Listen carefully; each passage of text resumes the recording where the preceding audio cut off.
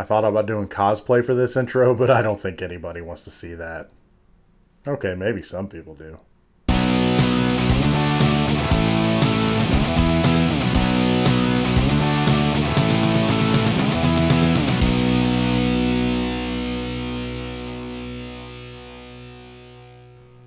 Hey everybody, what's going on? Today we're going to be talking about the movie based on the popular book series, Captain Underpants.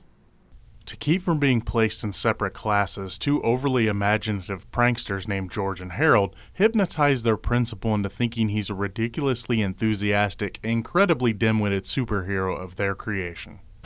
When I snap my fingers, you will obey our every command. You are now the amazing Captain Underpants! Tra-la-la! I was a little worried about this movie for a few reasons. One being that my son's class had the books that this movie is based on taken away from them for a while because they were repeating some things in them at inappropriate times. The other was that from the way my son talks about it, most of it is potty humor. Here's the thing though, when done properly, potty humor can work really well. In a way, this goes back to what I talked about in my Baywatch review.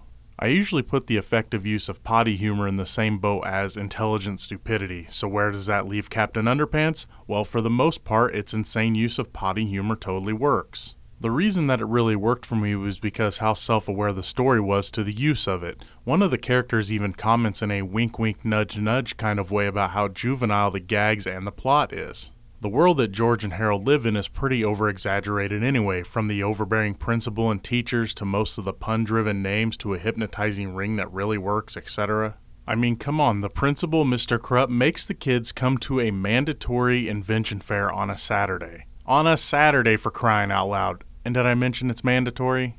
The movie's self-awareness also extends to the characters as well. One thing I enjoy in movies and shows is when characters break the fourth wall to narrate the story. George and Harold do this throughout the movie in a few different ways. Sometimes it's straight narration, sometimes they're voicing over their comic book, then there are times that they make a comment on how movie effects are expensive, so they do a flipbook version instead. I found the self-awareness to be extremely effective in keeping the story and characters interesting.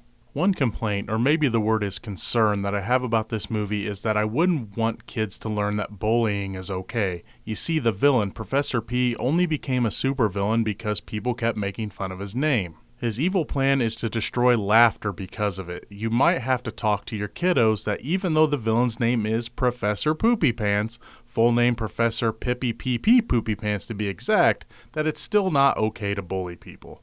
Chances are, though, they're just gonna think it's a silly name and nothing more. While I haven't read the books, I have picked my son's brain a little bit about some of the movie's elements. From what I can tell, they took stuff from multiple books and some things are changed, such as how the captain gets his powers, some characters are different than in the book, such as Edith being a lunch lady and not the secretary, etc.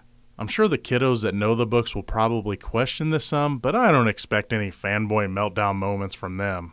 Look, I never thought in a million years that I was going to enjoy this movie. If you see one superhero movie this weekend, well, see Wonder Woman, but if you need a fun superhero romp to take the kiddos to, go see. Tra-la-la!